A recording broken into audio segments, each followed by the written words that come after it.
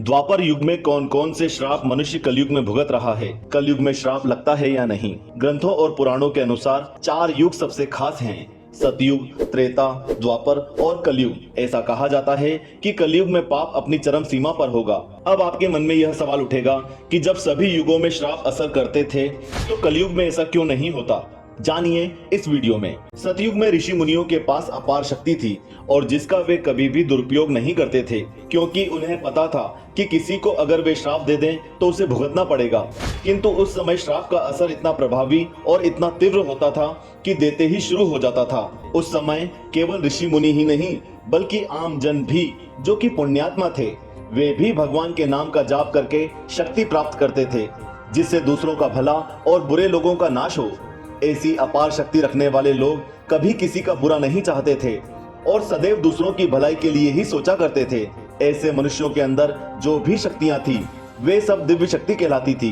दिव्य शक्तियां बुराई से लड़ने की क्षमता देती थी, परंतु आप खुद ही बुरा करने लगेंगे तो आपके अंदर की वो शक्ति धीरे धीरे करके नष्ट हो जाती थी। सतयुग, त्रेता युग और द्वापर युग, इस युग में ना तो पाप होता था और ना ही इसके लिए कोई कानून बनाया गया था। किंतु अगर पाप होता भी था तो उसे नष्ट करने के लिए भगवान स्वयं इस धरती पर अवतार लेकर उसे नष्ट कर देते थे। उदाहरण के लिए आपने सुना ही होगा कि भगवान विष्णु ने स्वयं राम जी का अवतार लिया था, जिसके कारण धरती पर आतंक मचा रहे रावण का नाश उन्होंने खुद किया था। वहीं भगवान श्री कृष्ण ने श्रीमद् भगवत गीता में पांडु पुत्र अर्जुन से कहा, तीनों युगों में तो इंसानों ने पाप नहीं किया, परंतु कलयुग में खूब पाप करने वाले होंगे। अब इससे छुटकारा पाने के लिए एक ही उपाय है, श्री हरि का नाम लो। इस युग में सबसे ज्यादा पाप होने की वजह से पुण्यात्मा बहुत कम रहेंगी और पापी आत्माएं इस धरती पर सबसे अधिक होंगी, जिसके कारण किसी को भी श्राप का प्रभाव जल्दी पड़ने वाला नहीं होगा। कलयुग में यदि कोई मनुष्य किसी को श्राप देगा भी तो उसका प्रभाव पड़ेगा, मगर उसका असर धीरे धीरे होगा, क्योंकि जिस व्यक्ति ने श्राप दिया है उसने भी कहीं ना कहीं पाप किए ही होंगे, जिसके कारण उनके श्राप का असर धीरे धीरे होगा। आपको बता दें कि कलयुग में पुण्यात्मा का मिलना बहुत कठिन है। यदि आपने कोई भी पाप नहीं किया होगा और आपने किसी को श्राप दे दिया तो भले ही अभी वह श्राप ना लगे, किंतु उसका असर जरूर होगा। इसके लिए आपको समय का इंतजार करना होगा और आप खुद समझ जाएंगे। भगवान अभी हैं और उस समय भी थे और आने वाले समय में भी रहेंगे। हमें केवल उस परमात्मा पर भरोसा रखना है। जो व्यक्ति ईश्वर के प्रति भरोसा रखते हैं उन व्यक्तियों पर ईश्वर हमेशा नजर बनाए रखते हैं। जिस प्रकार किसी एक मनुष्य का आशीर्वाद किसी दूसरे व्यक्ति के लिए शुभ योग बनाता है, ठीक इसके विपरीत यदि कोई व्यक्ति किसी को श्राप देता है तो उसके लिए अशुभ योग बनता है, जहां उसे पाप के दंड का भागीदार बनना पड़ता है। अधर्म की जीत कभी नहीं हुई है, चाहे भूतकाल, वर्तमान काल या भविष्य काल हो।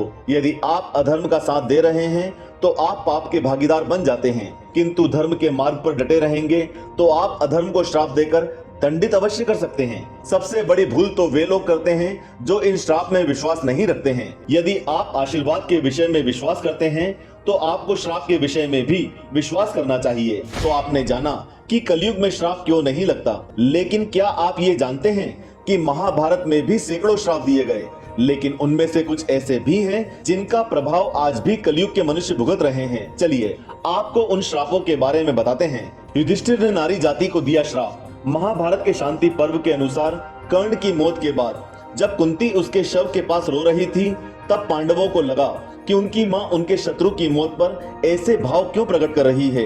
जिसके बाद कुंती ने पांडवों को बताया कि कर्ण उनका बड़ा बेटा और पांडवों का बड़ा भाई था। अपनी माता के मुंह से ऐसी बातें सुनकर पांचों भाई बहुत दुखी हो गए। इसके बाद युधिष्ठिर अपनी माता कुंती से बोले, ये बात तो आप हमेशा से ही जानती होंगी कि अंगराज कर्ण हमारे बड़े भाई थे, तब आपने हम लोगों को क्यों नहीं बताया? आपके मौन के कारण हम सभी को अपने ही भाई का हत्यारा बना दिया। इसलिए मैं आज इस धर्म क्षेत्र कुरुक्षेत्र में सभी दिशाओं और धरती को साक्षी मानकर सभी स्त्री जाति को यह श्राप देता हूँ कि आज के बाद कोई भी स्त्री अपने अंदर कोई भी रहस्य नहीं छुपा पाएगी। यह श्राप युधिष्ठिर ने समस्त नारी जाति को दिया था, जिसके बाद से यह श्राप आज भी कलयुग में महिलाएं झेल रही हैं और वह कोई भी बात अपने अंदर छुपाकर नहीं रख पाती। दूसरा श्राप श्रृंगी ऋषि ने राजा परीक्षित को दिया था और पौराणिक कथा के अनुसार पांडवों और द्रौपदी के स्वर्ग लोक की ओर प्रस्थान करने के बाद सारा राज्य अभिमन्यु के पुत्र परीक्षित के हाथों में सौंप दिया गया।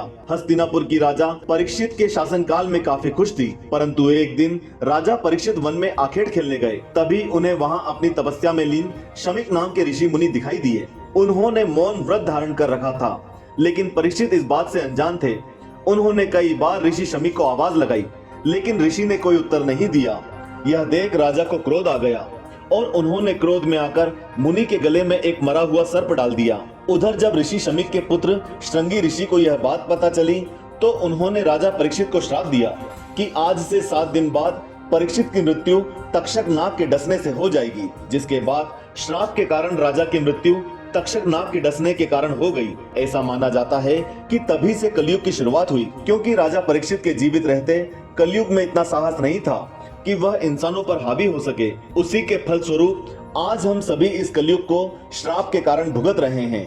आज आपने इस वीडियो के जरिए जाना कि कलयुग में श्राप लगता है या नहीं, और द्वापर युग के कौन से श्राप मनुष्य कलयुग में भुगत रहा है। यदि आपको इनमें से किसी और बात के बारे में पहले से जानकारी थी तो नीचे कमेंट बॉक्स में कमेंट करके बताएं। वीडियो को लाइक कर ज्यादा से ज्यादा शेयर करें और नए लोग चैनल को अभी सब्सक्राइब कर घंटी वाला निशान अवश्य दबाएं। जय श्री कृष्ण।